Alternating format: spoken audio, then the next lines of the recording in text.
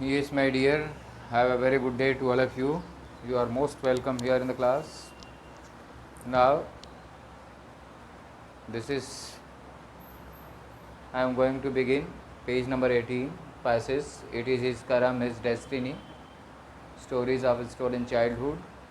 Second part it is here Mukesh says, I want to drive a car to the author.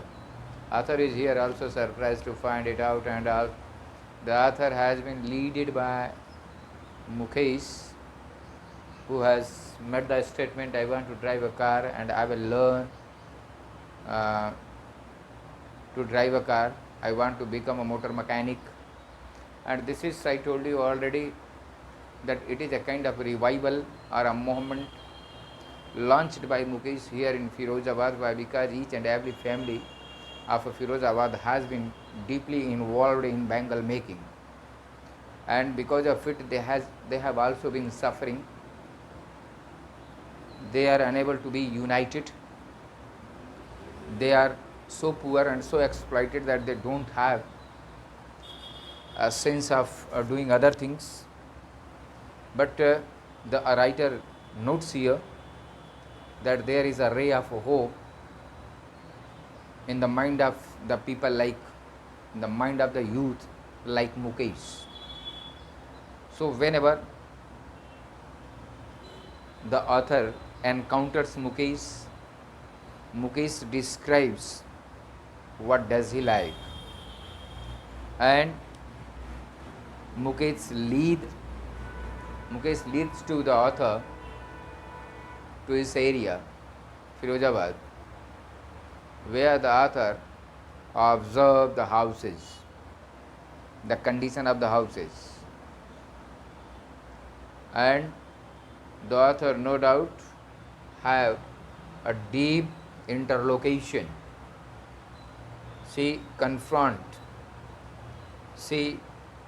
talks to the people of Firozabad, the people are the family, those who are involved in making bangles. Now here, as we see that how Mukesh's father and others have been boasting about, at least they have a roof on their head. In the bit by bit they could save the money, and they could fill up their stomach. Along with, he could construct a half built stake. That was the matter of pride. In the locality, Mukesh's family was little bit advanced. Yes. Now, when the author confronts, that is the custom of demand. Now, the author has been describing about the family condition and the honor and respect done by the Bahu or daughter-in-laws in the family. How does she live? This is the general condition of the locality, that the people were also very remarkable regarding the respect and honor of their senior ones. That she withdraws herself from the part of the set of the wall, and just she cover her face by dragging the well. If any senior comes to the house, especially the gents, not the ladies, I mean here. Now, and Mukesh's father could do nothing except giving the proper training of bangle making to his children. Now, Mukesh's grandmother, who was present there, she mentions that it is his karam, his destiny. It is his karam, his destiny. Now, karam and destiny, that is the luck. Whatever he has done in his previous life means before the birth in the form of human being, she says that he might have done or she might have done something in the previous life. So according to that, that is the luck and fate has been stored and the consequence and the result is being entertained here at this time. So she says that it is his karam, his destiny, it is his luck that we are bounded to make bangles. Who has watched her own husband go blind with the dust from polishing the glass of bangles. Previously I mentioned you that polishing of bangle, that the emitting of chemicals that hurt the eyes, it was the one thing.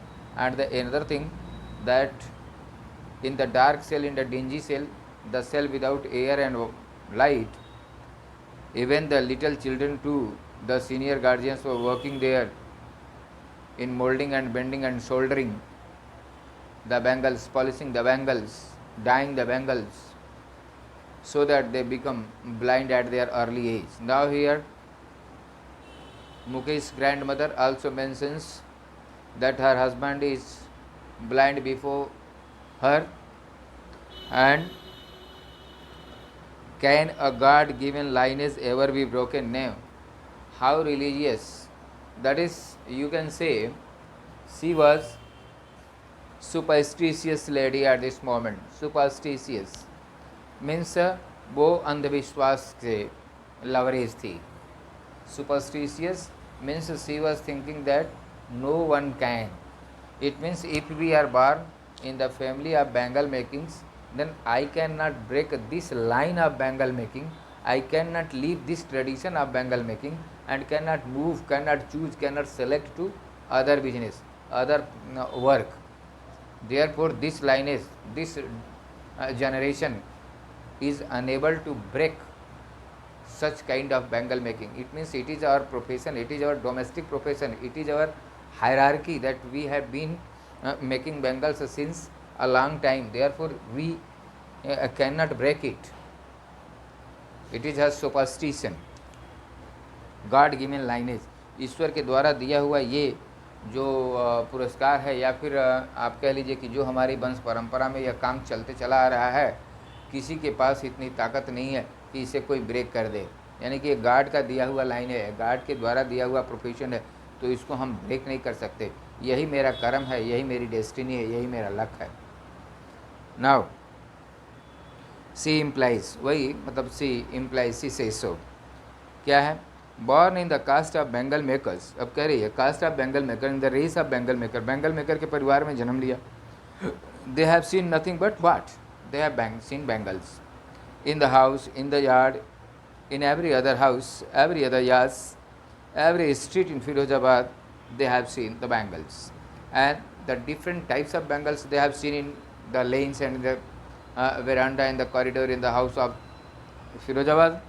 Now spirals of bangles, spirals of bangle, that is the turned and coiled bangles, spirals of bangle. Just now the heap of bangles from one spiral फिर next spiral, मतलब इतने बड़े बड़े गुच्छे होते हैं, वो गुच्छों में चूड़ियों को बांधे रहते हैं रस्सी डाल करके. तो एक पूरा ये होता है, फिर उसके ऊपर दूसरा होता है, तीसरा होता है, इस तरह से स्पाइरल, एक स्पाइरल के बाद दूसरा स्पाइरल. जैसे स्पाइरल के आपने डायरी या नोटबुक देखा होगा, स्पाइरल तो एक के बाद दूसरा, तीसरा, चौथा, ये इस तरह से सब ठेले पर लगा लेते थे. वैसे ही आप अगर सामान्य मार्केट में जाएंगे, if you go to the market generally you will find that they have kept the bangles in the piles one after another. तो spirals of bangles. उसके बाद क्या है, spirals of bangles, sunny gold, this is the color, paddy green, royal blue, pink, purple, every color born out of these 7 colors of the rainbow. Means different colors of bangles they have seen here and there are everywhere. Lie in mounds, that is the heap, lie in mounds, heap में ढेर में गंजा हुआ है चूड़ियाँ. इन अनकेम्प्ट yards, मतलब साफ़ सुथरा यार्ड नहीं है, या जो उनका बरामदा है वो साफ़ सुथरा नहीं है, इधर से उधर पड़ा हुआ है हर जगह. Are piled on 4 wheeled on the shanty town, 4 wheeled जैसे ठेला गाड़ी जिसे कहते हैं, तो उस पर भी रखे हुए हैं, और वो डस्ट वाले इलाके में जा कर के उसे बेच रहे हैं, यही काम करते हैं. Sandy town, the stinking town है, डस्टी टाउन है. And in the dark hutments, hutments वही हट्स है। अब इनके हट्स जो हैं वो बिना लाइट के हैं, मतलब डार्क है, हमेशा अंधकार रहता है। Hutments next to lines of fathers and mothers, sorry, piled on a four-wheeled of the shanty town, and in dark hutments next to lines of flames of flickering oil lamps. In the absence of electricity supply, only they were working with the earthen lamps, and it was the means of the light into the houses. Oil lamp, sit boys and girls. Now, this is the actual condition of their working pattern, that they sit into the ring along with the father, mother, and children. Everybody of the family, every member of the family now sits in a circle, and they keep the earthen lamp or oil lamp in between them to keep the light on, and they work. Mother welding piece of colored glass into circles of bangles. Their eyes are more adjusted to the dark than to the light outside. इस चीज़ को writer ने कई बार बोला है. As they have been, their eyes are more adjusted, more suitable, more fit to see into the dark rather than to see into the light. चूँकि अंधकार में काम करते करते करते करते उनकी आँखें क्या है, हैबिचुअल हो गई हैं कि अंधकार में उनको अच्छा रहता है, अंधकार सूटेबल करता है. लेकिन बाहर वो जब सनलाइट के सामने आते हैं तो वो देख नहीं पाते, उनकी आंखें नहीं खुल पाती हैं, इतना उनको चकाचौंध रोशनी लगती है. तो इस तरह से उनकी आंखें अर्ली एज में भी ख़राब हो जाती हैं. ये उसका एक डिजीज़ है, एक इम्पैक्ट है बैंगल मेकिंग का. ठीक है. Now their eyes are more adjusted to the dark than to the light outside. That is why they often end up losing their eyesight before they become adult. Before becoming adult, अभी वो adult नहीं हुए तब तक उनकी आंखें ख़राब हो जाती हैं. अब देखिए सविता, अब ये दूसरे घर की कहानी बता रहा है. आथर जो है अब दूसरे घर की कहानी बता रही है. Savita, a young girl in a drab pink dress sits alongside an elderly woman. Savita नाम की एक लड़की है जो एल्डरली वूमन के, यानी कि एजेड वूमन जो उनसे बड़ी हैं उम्र में, उनके साथ बैठ कर के वो चूड़ियों को कलर या पेंट कर रही है. Women soldering piece of glass. अब पीस ऑफ ग्लास को जैसे अब चूड़ियों के इस सर्कल को ज्वाइंट कर रही है. She has been soldering the piece of glass. अब यहाँ ये जोड़ रही है, गोल करके राउंड शेप करके वो जोड़ रही है. नाउ शोल्डरिंग, शोल्ड कर रही है, ज्वाइन कर रही है. As her hands more mechanically like the tong of a machine. अब उसके हैंड्स और फिंगर्स ऐसे कायदे के काम कर रहे हैं जैसे कि वो किसी ऑटोमेटिक मशीन का ब्लेड हो. मतलब she was very adjusted, she was very fit, she was the perfect worker in soldering the piece of glass. वो अपने काम में परफेक्ट है. लेकिन mechanic, I wonder if she knows sanctity of bangles she helps make. अब वो author कह रही है कि in case if she knows the holiness of this bangle, ये बैंगल कितना पवित्र है, अगर इस बात को वो जानती तो उसका इसके ऊपर क्या इम्पैक्ट पड़ता, क्या प्रभाव पड़ता. शायद वो इस बात को नहीं समझ पा रही है कि बैंगल्स का कितना महत्व है, कितना इम्पॉर्टेंट है. इट सिम्बोलाइजेज एन, लेकिन अब आथर स्वयं वो बताती है कि what is the importance of bangles in the country like India, specially for the women. औरतों के लिए, भारतवर्ष में औरतों के लिए इस चूड़ियों का कितना महत्व है, ये आथर चूँकि इंडियन राइटर है इसलिए वो खुद बताती है, क्योंकि वो खुद औरत है जो उस चीज़ को महसूस करती है, समझती है. And she writes about it.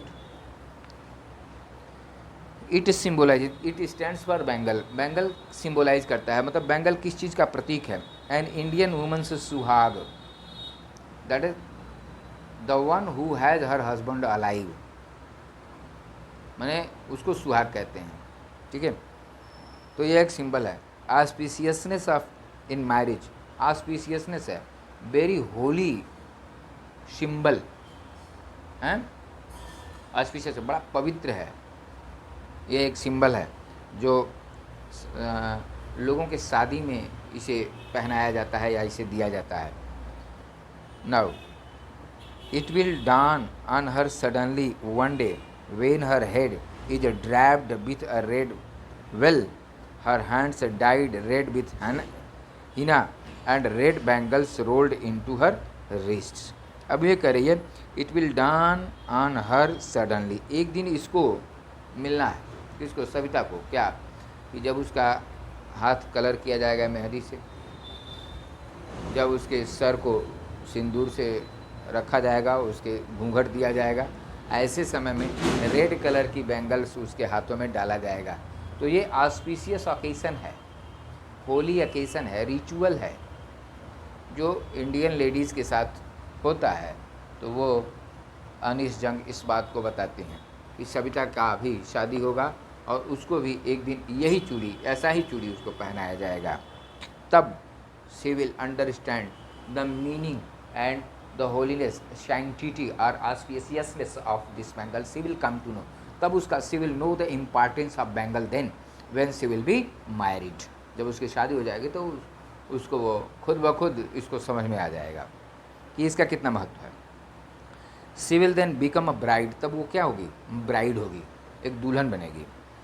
Like the old women beside her who became one many years ago. तो जैसे ये जो एल्डरली वुमेन हैं वो काफ़ी दिन पहले भी वो भी दुल्हन बनी थी, तो वैसे इसका भी होगा। She still has bangles on her wrist, लेकिन अभी वो बैंगल्स वो भी पहनी है, लेकिन उसका दूसरा महत्व होता है। But no light in her eyes, लेकिन उसकी आँखों में लाइट नहीं है, क्योंकि कोई चमक नहीं है, कोई ब्राइटनेस नहीं है। क्या भाई, एक वक्त शेर भर खाना भी नहीं खाया। सी सेज कहती है कि एक वक्त शेर भर खाना भी नहीं खाया, मतलब she was going to her bed with half stomach and not even a single day she could enjoy full meal. पेट भर किसी भी वक्त उसने खाना नहीं खा पाया, क्योंकि गरीबी इतनी ज़्यादा है, because of poverty. Now she says in a voice drained by of Joy. Drained of Joy मतलब विदाउट जॉय, खुशी ही नहीं है, बड़ी दुख से बोल रही है। She has not enjoyed even one full meal in her entire lifetime. वही बात कर रहा है, फुल मील एंटायर मैंने पूरे लाइफ में she could not enjoy the full meal, पेट भर खाना पूरे जीवन वो नहीं खा पाई। Now that is what she has reaped. तो वही भाई जो देख रही है, जो सुन रही है, जो कर रही है, जो उसके पास है बस उतना ही कर रही है। Her husband an old man with a flowing beard. Flowing beard, old man है, फ्लोइंग बियर्ड है, बियर्ड उसका दाढ़ी जो है थोड़ा ऐसे हवा के झोंकों से हिल रहा है। Says I know nothing accept bangles. मैंने अपने पूरे जीवन में क्या जाना, क्या समझा, क्या देखा, only the bangles and nothing more. All I have done is make a house for a family to live in. मैंने क्या कर पाया ज़िंदगी में, बस केवल एक घर बना पाया, अपनी ज़िंदगी में इस कमाई से कुछ नहीं कर पाया। Hearing him, one wonders if he has achieved what many have failed in their lifetime. He has a roof over his head. लेकिन उसमें से कोई एक बोल दिया, अरे भाई कुछ तो नहीं किया, लेकिन फिर भी at least he could have erected a roof over his head. कम से कम इतना तो कर लिए कि एक छत बनवा लिए अपने घर, अपने शरण लेने के लिए। तो यह एक प्रकार की उनकी अचीवमेंट रही है। The cry of not having money to do anything except carry on the business of making bangles not even enough to eat rings in every home. अरे देखिए, not even enough to eat rings in every home, इसको underline कर लीजिए। Not even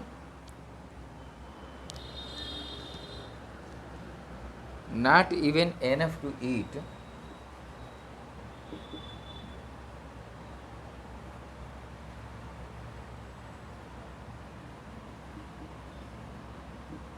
not even enough to eat rings in every home।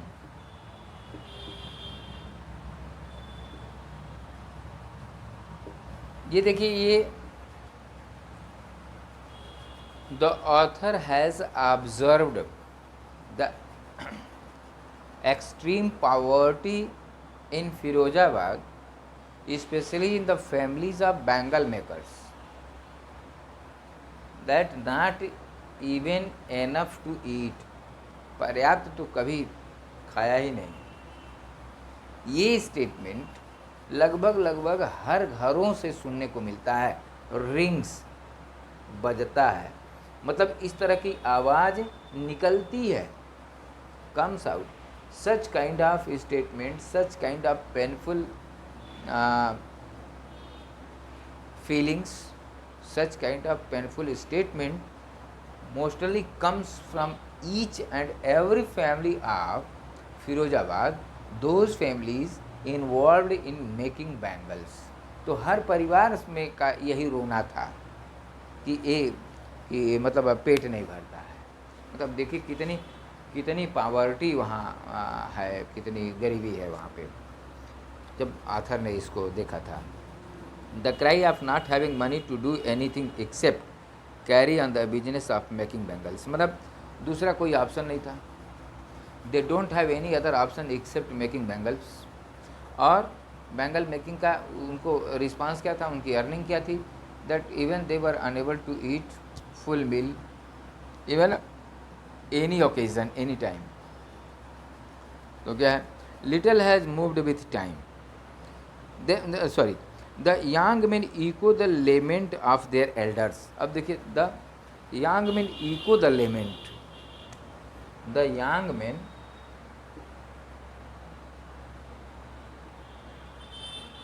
echo the lament,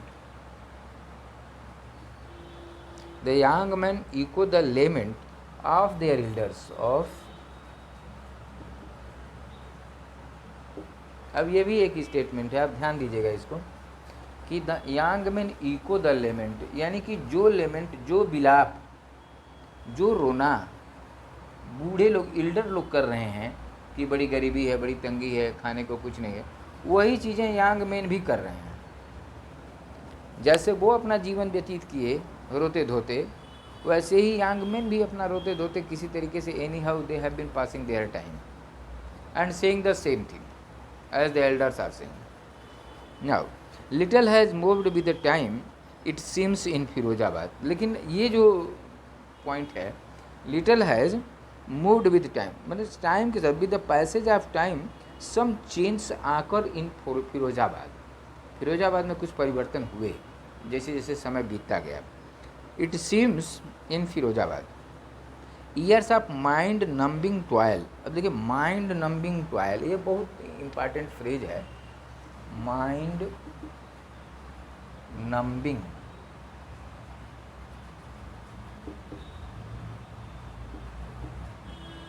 ये mind numbing toil जो है, ये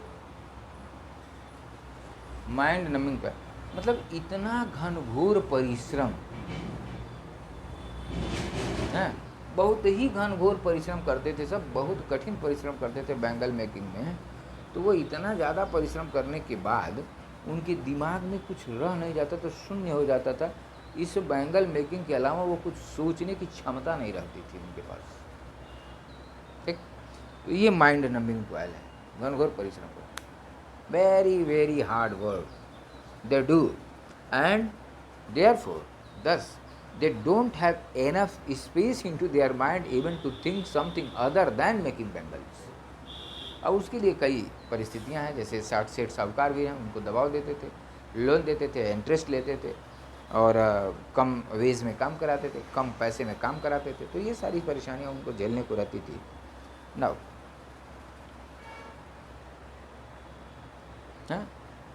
12 have killed all initiative and the ability to dream। यही मैं कह रहा हूँ कि इतना घनघोर परिश्रम होता था कि इस परिश्रम और बैंगल मेकिंग के अलावा उनके दिमाग में कोई चीज़ दूसरी आती ही नहीं थी।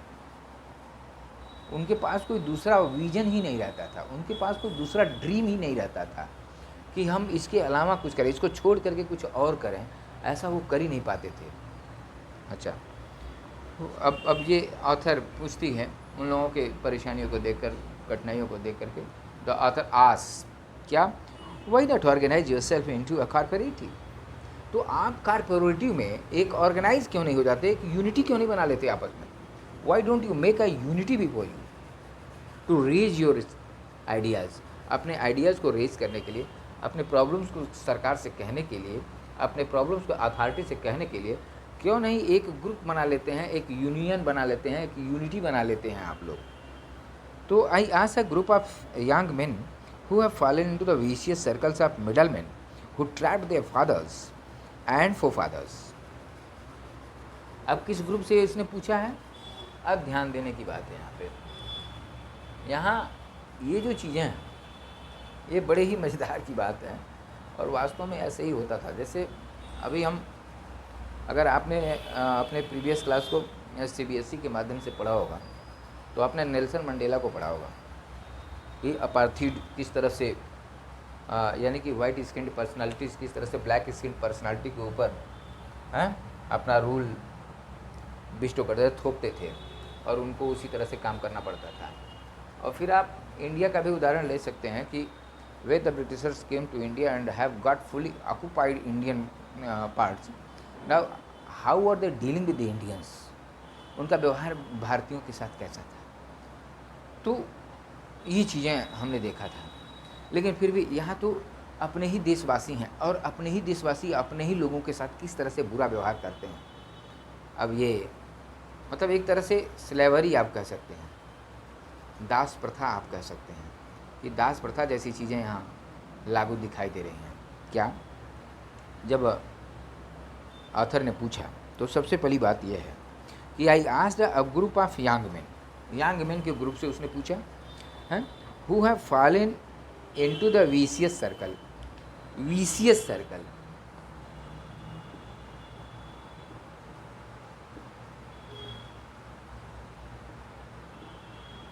अब देखिए विशियस सर्कल क्या है, मतलब यह एक प्रकार का जाल है। विशियस सर्कल क्या है? यह एक प्रकार का जाल है, एक प्रकार का फंदा है कि उसी में ये सब मर रहे हैं। अब ये सब यहाँ मर रहे हैं। क्यों? क्योंकि जो सेठ साहूकार हैं, जो पॉलिटिशियंस हैं, जो पुलिस हैं, जो फर्म्स के ओनर हैं, वो सब इतना इन सबों को दबा दिए हैं कि ये सब केवल एक लेबर की कैटेगरी में रह गए हैं। सर्कल ऑफ मिडलमैन जो एजेंट्स हैं, यानी कि हिंदी में कहते हैं दलाल, तो दलालों के चंगुल में बेचारे फंसे। हु ट्रैप्ड देयर फादर्स, जो उन युवकों के, यंग मैन के फादर्स को ट्रैप किए, दबोचे, उसके फोर फादर्स को, उसके बाबा को दबाए, मतलब ग्रैंडफादर आप कह सकते हैं, ग्रैंडफादर को अपना निशाना बनाए थे, उसके बाद फादर को अपना निशाना बनाए, और अब ये यंग मैन हैं, ये लोग अपनी परेशानी बता रहे हैं कि हमारे बाबा के साथ, हमारे पिता के साथ कैसा कैसा व्यवहार ये विशियस सर्कल वाले लोग किए, यानी कि सेठ साहूकार, पॉलिटिशियंस, पुलिस हैं, जो भी है, तो हमारे साथ किस तरह का व्यवहार करी है। Even if we get organised, अब उसका जवाब दे रहा है, why not organise yourself into a cooperative, क्यों आप एक ग्रुप यूनियन आपका क्यों नहीं बनता है? यूनियन या यूनिटी या ग्रुप,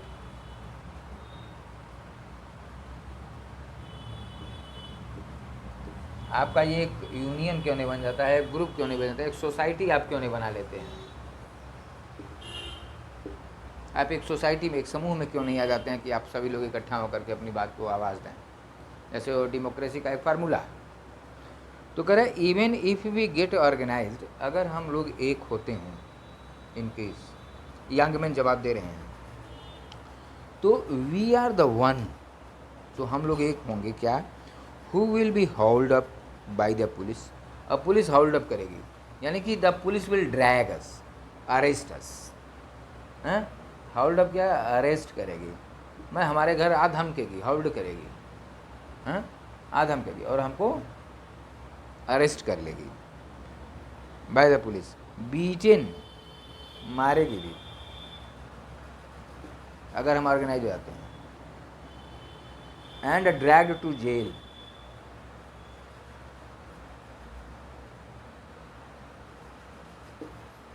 घसीट करके जेल में डाल देगी, ये पुलिस कर देगी कि हमको अरेस्ट करेगी, मारेगी और जेल में डाल देगी। कब? अगर हम ऑर्गेनाइज हो जाते हैं। ठीक। अच्छा,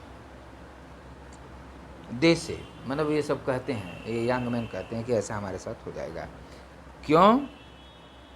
क्योंकि for doing something illegal, it is illegal according to them formation of unity society or group is illegal business on this ground. ये गलत है, ये कानून के खिलाफ है, ऐसा कह करके वो हमारे साथ इस तरह नाजायज़ व्यवहार करेंगे। There is no leader among them, उनके बीच में इसलिए कोई लीडर नहीं है। Help them see things differently, मतलब ये चीज़ें देखें कि इनके साथ कितना गलत हो रहा है, कितना नाजायज़ हो रहा है। नो बडी इज हियर हैं। Their fathers are as tired as they are, ऐसे मतलब थक गए हैं, एकदम बूढ़े हो गए हैं। यंग मैन भी बूढ़े हो गए हैं, फादर तो बूढ़े है ही हैं, क्योंकि इतना कठिन परिश्रम करते हैं और अपना जान जोखिम में डाल के काम करते हैं। They talk endlessly in a spiral that moves from poverty to apathy। अब देखिए, अब ये एक प्रकार का इमोशन है, पैसन है, हैं? एक एक्साइटमेंट है जो वो सब हमसे बात कर रहे हैं। ये ऑथर ने कहा कि वो हमसे बात कर रहे हैं, पैथी है, पावर्टी से ले करके, और एक तरह का एक्साइटमेंट उनको दिखाई दे रहा है, मतलब कहाँ से कहाँ तक चले गए हैं कि to greed and to injustice. भाई एक तरह लालच है और एक तरह अन्याय है, इनजस्टिस है। इनके साथ हमेशा अन्याय होता है, इनके साथ हमेशा इनजस्टिस होता है। इनके लोगों का ग्रीड है, लोगों की लालच है कि हम इन लोगों से कम पैसे पर काम करवाते हैं, ज़्यादा ठगते हैं उनको। तो ये चीज़ें अपने परेशानी को बेचारे बता रहे हैं। Listening to them I see two different worlds. अब देखिए, अब यहाँ क्वेश्चन आता है कि क्या डिफरेंट वर्ड ऑथर ने देखा। तो जैसे उनको सुन रहा है तो दो तरह का वर्ड उसके दिमाग में आया, ऑथर के दिमाग में दो तरह का संसार आया। जैसे ये तो रिच पुअर कर रहा हूँ, हैं? अरे listening them distinct word, one of the family काट इन अ वेब ऑफ पावर्टी। एक ऐसे परिवार जो गरीबी के चक्र में फंसे हुए हैं, बर्डेंड, एकदम बिल्कुल दबाव में हैं, by the stigma of caste in which they are born. Stigma of caste मतलब एक कास्ट में है, जैसे एक bangle family, bangle makers family के यहाँ पैदा हुए हैं, तो यह उनका कास्ट है, ये उसकी जाति है। तो इस जात में पैदा हुए हैं और पावर्टी को झेल रहे हैं। और दूसरा क्या है, the other a vicious circle of sahukars, the middleman, the policeman, the keepers of law, the bureaucrats and the politicians. तो एक इनका संसार है और एक इन गरीब लोगों का संसार है। दो संसार उसके दिमाग में बात आती है। ब्यूरोक्रेट्स हैं, पॉलिटिशियन हैं, पुलिस हैं, यानी कि जो लोग उनको दबा रहे हैं, उनको एक्सप्लॉइट कर रहे हैं, उनका शोषण कर रहे हैं, एक संसार उनका है। और एक ये जो गरीब हैं और शोषित हो रहे हैं, तो एक ये दो संसार उसके दिमाग में आता है। ये 2 से 3 नंबर के क्वेश्चंस पूछे जाते हैं दोस्तों, ठीक है। अब आगे चलते हैं। Together they have imposed the baggage on the child. अब क्या है, that he can not put down. अब ये एक तरह से फिलोसॉफिकल टच है। This is a philosophical touch that the author has noticed that the forefathers are the fathers had no enough things to hand over their young children. तो इन्होंने दिया क्या, बर्डन ऑफ पावर्टी उनके कंधे पर ढल दिए, रख दिया। अपने तो पावर्टी में जिए, अपने तो गरीबी के दुष्चक्र में फंसे ही रह गए। और वही चीज़ एक तरह से लिगेसी में, लिगेसी का मतलब जैसे कौन सी प्रॉपर्टी है इनके पास, तो गरीबी नाम की प्रॉपर्टी है, वही दे दी अपने बच्चों को। अब वो बच्चे उस गरीबी वाले प्रॉपर्टी को कुछ फेंक नहीं पा रहे हैं, कुछ कर नहीं पा रहे हैं, उसी में वो भी लगे हुए हैं। यानी कि वो भी अपने बच्चों को यही चीज़ दे करके जाएंगे, ठीक। तो इस तरह से पावर्टी का एक, गरीबी का एक लाइन चलता रहेगा। हाँ, टुगेदर दे हैव इम्पोज्ड, यानी कि बिस्टो कर दिए हैं, दे दिए हैं, लाद दिए हैं, हाँ, द बैगेज किसका, जैसे कर्जे की गठरी, उसी तरह से गरीबी नामक संपत्ति, एक गरीबी दे दी है, कुछ नहीं दिए, गरीबी दे दी है। कुछ के माता पिता होते हैं कि लोगों को अमीर बना के जाते हैं, कुछ के माता पिता होते हैं कि जब एकदम दरिद्र बना के जाते हैं। तो इस तरह से उनके साथ हुआ है। आगे चलते हैं कि before he is aware he accepts it as naturally as his father. अभी वो इसको जाने कुझे, जाने समझे कि क्या है कैसे है, तब तक उसे स्वीकार कर ही लेना पड़ता है। To do anything else would mean to dare. अगर इससे ज़्यादा बैंगल मेकिंग से हट करके कुछ किया जाए तो यह एक प्रकार के साहस की बात थी, है ना, एक प्रकार के साहस की बात थी कि बड़ा साहसी है, to dare to do anything, मतलब ये बैंगल मेकिंग नहीं कर रहा है, ये मोटर मैकेनिक बनने जा रहा है। तो ये एक दुखदाई बात ब्यूरोक्रेट्स के लिए, विशियस सर्कल के लिए। तो यानी कि उससे छुप छुपा के या किसी भी तरीके से दूसरा काम करने का मतलब है कि अगर वह व्यक्ति हिम्मती है, साहसी है, डेयर है, करेजियस है, तभी वो ऐसा कर रहा है। And daring is not part of growing up. और भाई अगर आपको बढ़ना है तो डेयरिंग तो नहीं होनी चाहिए, हैं, यानी कि करेजियस बहुत नहीं देना चाहिए। When I sense a flash of it in Mukesh, I am cheered। लेकिन जब मुकेश के आंखों में एक फ्लैश देखा, क्या, I want to drive a car, I want to be a motor mechanic, I will learn to drive a car, तो यह एक रे ऑफ होप है। और यह जब जान गई ऑथर, जब इससे संतुष्ट हो जाती है तो उसको एक सेटिस्फैक्शन मिलता है कि एटलीस्ट अगर मुकेश की तरह से यहाँ के नौजवान कुछ अलग सोच लेंगे तो शायद इस एरिया का भूगोल बदल जाएगा, ज्योग्राफी बदल जाएगी, हिस्ट्री बदल जाएगी, एटमॉस्फेयर बदल जाएगा। ठीक है। Now I want to be a motor mechanic, he repeats. वो दोबारा कहता है कि I want to be a motor mechanic. He will go to the garage and learn. वो गैराज में जाएगा और मोटर मैकेनिक का काम सीखेगा। But the garage is long way from his home. लेकिन गैराज यहाँ आसपास नहीं है, बहुत दूर है, उसे जाना पड़ेगा वहाँ। अब चाहे पैदल से जाए, पैदल जाए या कुछ भी। I will walk. देखिए कह रहा है कि मैं पैदल जाऊँगा, माने वो how much determination Mukesh has to become. He was a devoted child, devoted young man to become a motor mechanic. He insists, it is his firm decision, कि वो एकदम फॉर्मली डिसाइड करता है कि हम बनेंगे। Do you also dream of a flying a plane. वो author पूछती है कि क्या प्लेन जो फ्लाई करता है उसके बारे में आप नहीं सोच रहे हैं, मोटर मैकेनिक बनना चाहते हैं, वो थोड़ा आकाश में उड़ने वाली बात नहीं, यानी कि और ऊंचाई पर जाने की बात आप कर। सेंस ये है, ये नहीं कि पायलट बनने की बात कर रही है, वो ये कह रही मतलब क्या इससे भी आगे आप उठना चाहते हैं। तो अब वो उसका रिएक्शन क्या आता है, ही इज़ सडनली साइलेंट। वो समझ नहीं पाता है। No he says staring at the ground. वो ग्राउंड पर स्टेयर करता है कि मतलब हमारा लेवल ये है। एक सेंस है, एक साइकोलॉजी है। हालांकि मुकेश इस तरह से उस साइकोलॉजी पर नहीं जाता है, लेकिन ऑथर के कहने का सेंस ये है कि वो ग्राउंड पर देखता है कि मतलब हमारा लेवल तो यहाँ है। अब इस लेवल से उठ करके हम मोटर मैकेनिक बने, यही हमारे लिए बहुत बड़ी बात है। और ये हवाई जहाज़ को उड़ाना ये हमारी बस की बात नहीं है। हाँ, he is suddenly silent. No he says staring at the ground in his small murmur. अब थोड़ा सा एक्सेप्टेंस है, मरमर जैसे किसी चीज़ को कह करके वो महसूस करके रह जाए। मरमर देयर इज एन एम्बैरेसमेंट। यहाँ एक बीवाइल्डरनेस है, घबराहट है, परेशानी है, छटपटाहट है। That has not yet turned into regret. लेकिन वो एम्बैरेस्ड है, बीवाइल्डर हो जाता है, कंफ्यूज हो जाता है, लेकिन वो पश्चाताप नहीं करता है। He is content to dream of cars. वो कंटेंट है, मतलब he is content, he is satisfied. वो संतुष्ट है कि उसका ड्रीम, उसका स्वप्न केवल कार तक है। That he sees hurtling down the streets of his town. कि मतलब कार वगैरह उसके टाउन में चलती हैं तो जो चीज़ें वो एकस्टम्ड है, जिन चीज़ों को वो देख रहा है, बस उतना ही लेवल वो सोच रहा है। यानी कि आप यह कहा जा सकता है कि अगर हम अपने लेवल से हट करके आगे कहीं कुछ और भी चीज़ें देखते हैं तो हमारी इच्छा वहाँ तक जाने की होती है।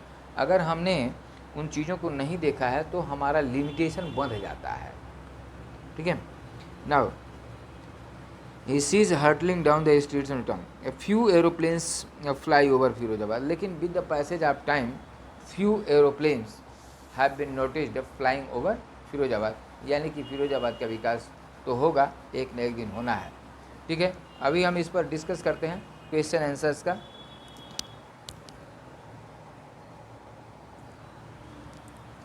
दोस्तों थोड़ा आज तो उतना संभव नहीं है, इसलिए अब ये जितने भी क्वेश्चन आंसर्स हैं, थिंक एज यू रीड, और उसके बाद understanding the text, talking about the text, इस पर अब हम अपने नेक्स्ट वीडियो में बात करते हैं। तब तक के लिए bye bye, have a good day, thank you very much.